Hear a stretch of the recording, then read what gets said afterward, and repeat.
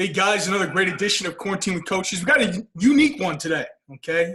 I love this project. It's allowed me to really interview a lot of great people, great coaches in this profession, and it's really afforded me an opportunity to reach out to guys that I've looked up to, guys that have molded me with culture and leadership. And one of those guys I got on today, he and I go back way back, right? I mean, 15, 16 years old.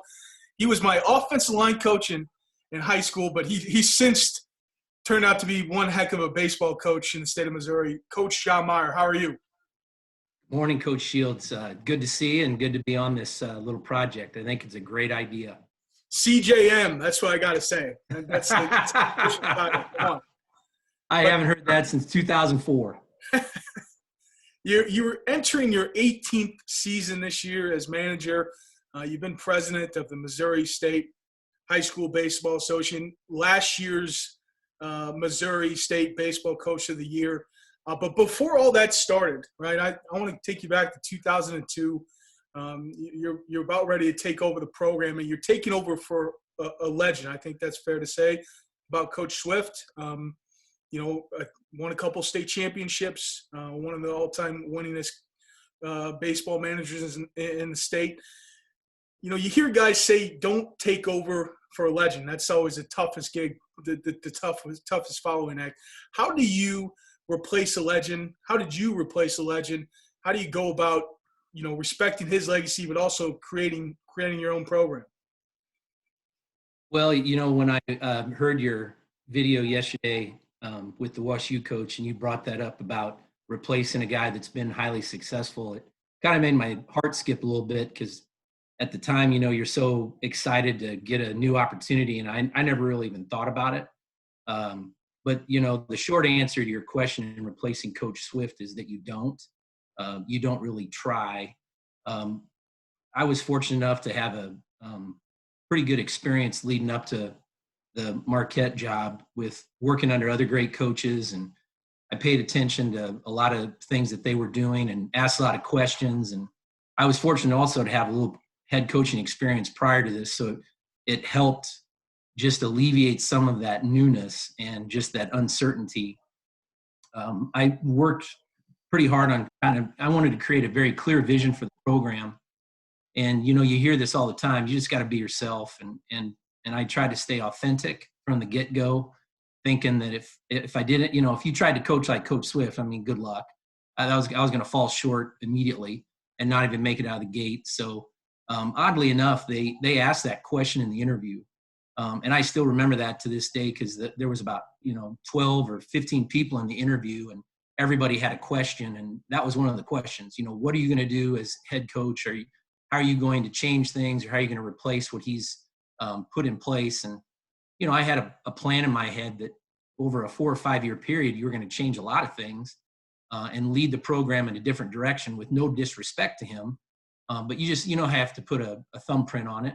And that was kind of my idea at the time. And fortunately, it's worked out for the most part.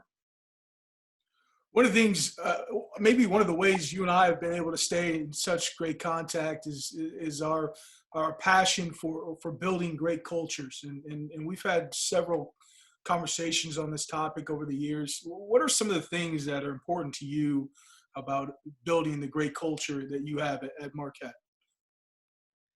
I think about this a lot. Just in everything that you or I do as a coach, you don't really know what it's actually called when you're doing it. Because when I first started coaching, no one talked about culture. I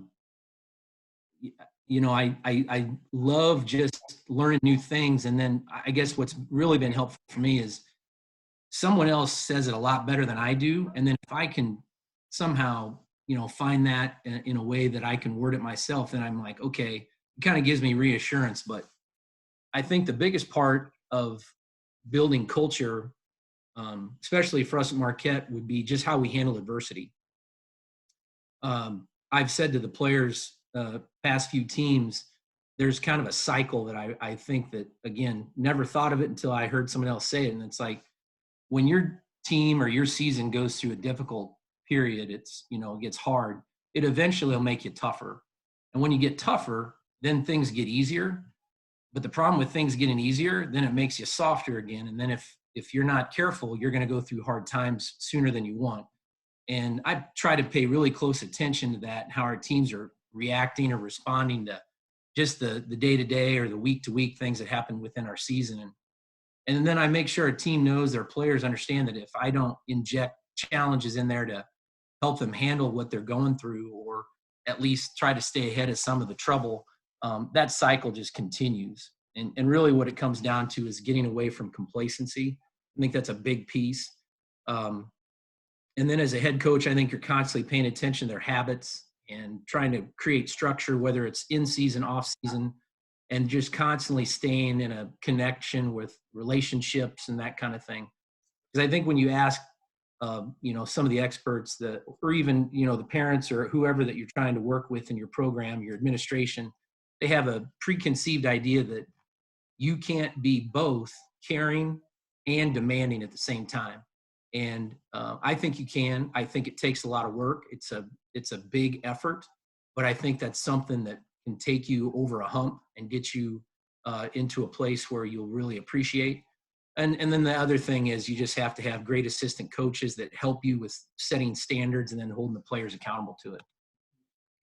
One of the challenges I imagine at the high school level is creating buy-in. And I can see from just the numbers in social media posts that weight room in the summertime is packed with a lot of sports, but particularly with your baseball team. How have you gone about creating buy-in at Marquette? I tell you, that weight room has been awesome. When you think back to what you were working with, you're using as a weight room over 15 years ago, we're just really fortunate to have that. And I'll also say this, if you look at the majority of our teams that are now experiencing success, because I never look at it from like just the baseball side of it. And I'm also an assistant football coach, or was an assistant football coach, and I'm an assistant softball coach. You're seeing a lot of our teams are getting better sooner and having success, especially these last few years. You've really noticed it. So our weight room has played a big part. And with that, the ability to work with different coaches in different sports. And it's a shared concept. And our administration's been a big part of that too. And our athletic director, Shane Matson, I mean, we're always working on that. But for us, just individually with the baseball program, I'll always go back to the short, simple answer of having honest communication. If you're going to get your players to really, and I don't ever want to say follow, because sometimes you're pushing, sometimes you're pulling, it comes from all different directions, but I feel like having honest communication that has helped the players trust what you're doing. And then if you can get them to trust and stay connected with them, you're going to get a commitment, hopefully. And that's a lot more than just a kid being compliant. I really don't think that's where you want to go with it. You want to make sure you get as many committed players as possible.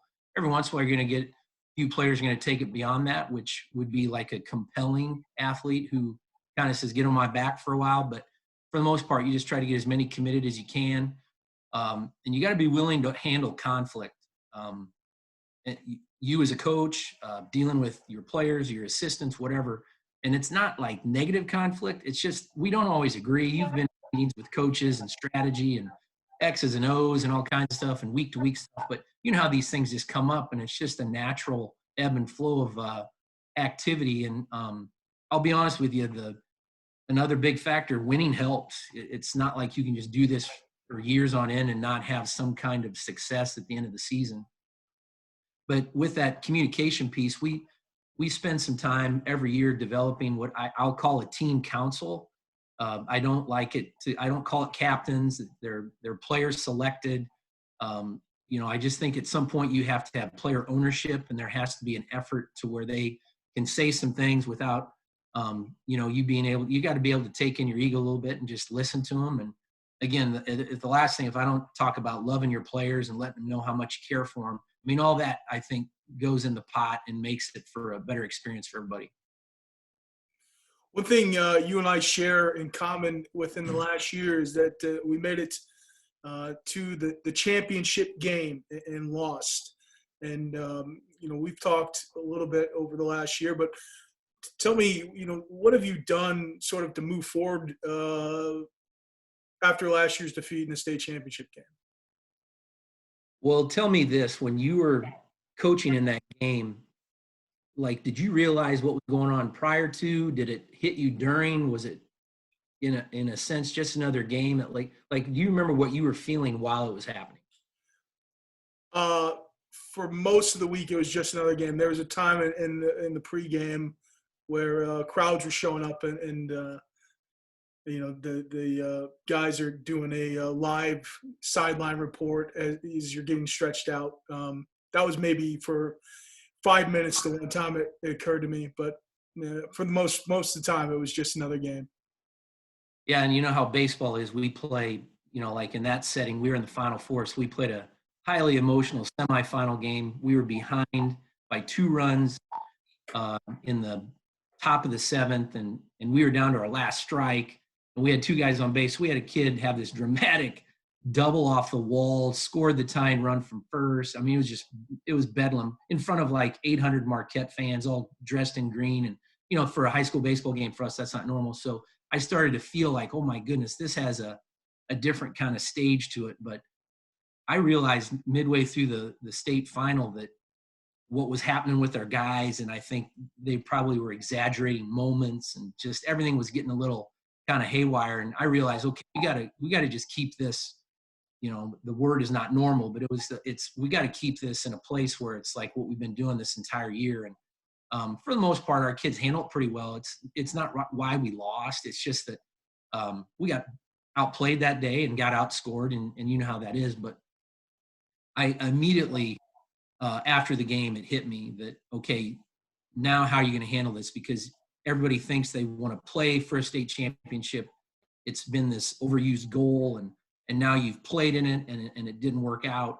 And I immediately kind of felt this feeling of, all right, if I don't handle things well after this game, then you may not get another shot at it. So you got to make sure you're really on top of your current emotion and that kind of stuff. And, I just felt like it wasn't a final ending, event. I think it was important to treat it like a comma, that there wasn't like some exclamation point period at the end of it. And trying to just get a little away from that and appreciate the kids and still treat them the way you do after any season, and not just make it like this other level of thing. Because moving forward, we were real careful on our vocabulary. I didn't want to hear anybody talk about again or repeat or something like another district championship, or hear the word impossible. Like, if anyone ever thought in their mind that it was impossible to ever get to that point, I felt like that was stuff that we wanted to make sure we were just trying to get better and just focus on daily progress. And if kids did want to use it as something, to be like, all right, use it as fuel. And that's why we're going to work a little harder this year. Let's get in a position to feel that in 2020, which now you don't get to do that, but it would have been an awesome experience to have that happen.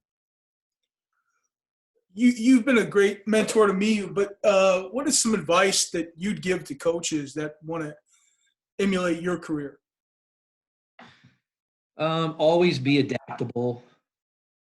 You think you have a way of doing things, and there are core things there, whatever you want to call them, foundation, pillar, whatever you're going to call it, stick to your guns on that. But you always hear about people stealing ideas, and I think coaches are probably the most, prominent figure in doing that. And God knows I've done it, because you go to all these clinics and you network and everything, and you talk to so many different people.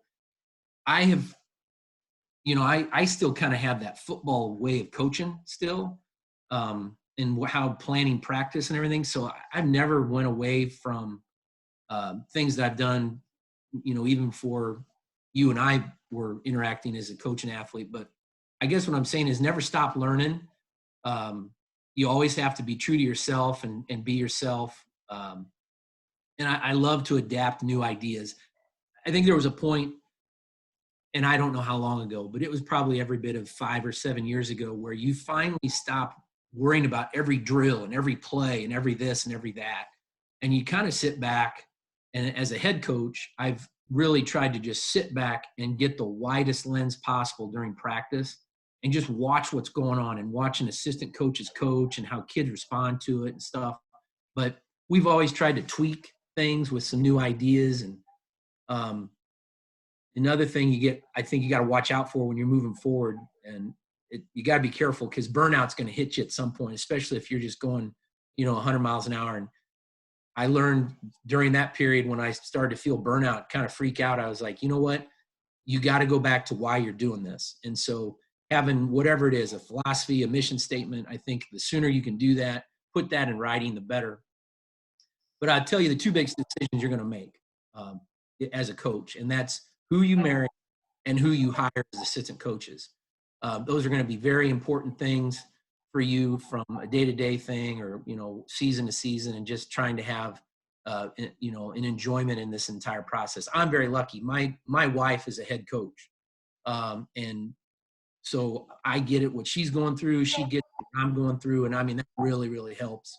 I've got great assistants that have been around for quite a while. Two of them played for me on that first team, who, by the way, played for Coach Swift. So when you're talking about how that all ties together, it's really cool.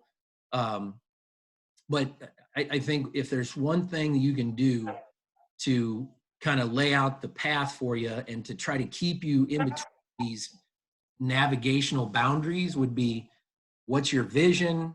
What do you really value? How are you going to communicate that with everyone around you, players, parents, administration, your assistants, and that kind of stuff?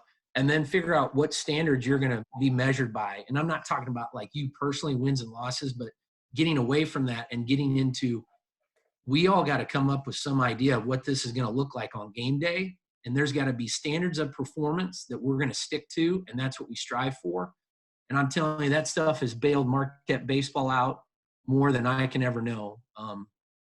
Because if it's been 18 years or whatever, half the time when things haven't been going well and we've kind of had our backs against the wall, I went back to that vision, that value, remind them on how to perform and to the standards. And, players have responded to it. And it's been,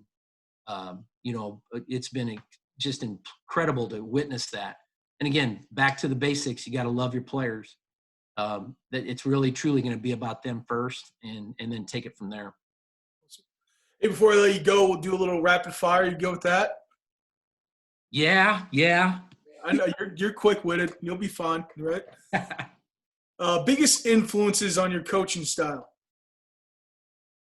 Oh, again, I pay attention to a lot of different avenues and a lot of different resources, but my first one is my high school basketball coach.